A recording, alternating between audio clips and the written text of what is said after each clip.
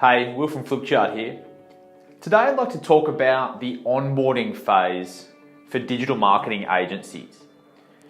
Now that first 90 days you're working with a new client is so important for reinforcing their purchase decision.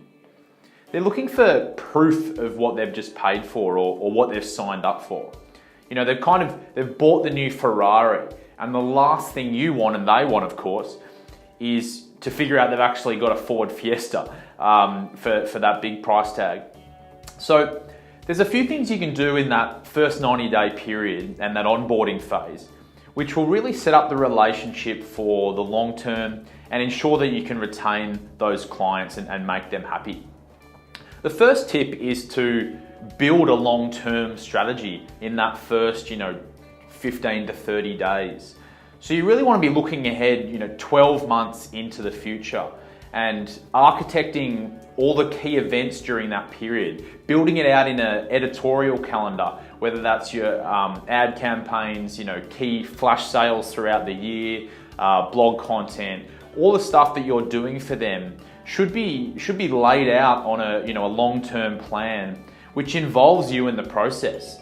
And what that does is it gives them a vision into the future of how you will help them achieve their goals, but it also embeds you into that strategy as well. The second thing which is important to do in the onboarding phase with new clients is to really establish accountability.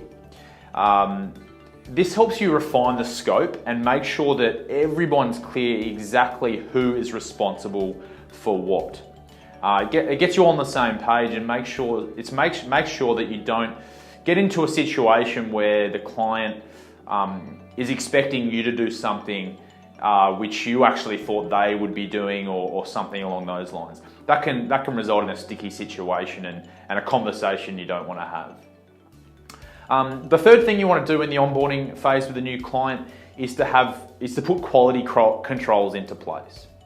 So things like important workflows, guidelines, checklists for quality, and to make sure that everything's in place with your team, so the client has confidence that you are executing at a high standard, but also you can be confident that your team will go away and do what they need to do from an execution point of view.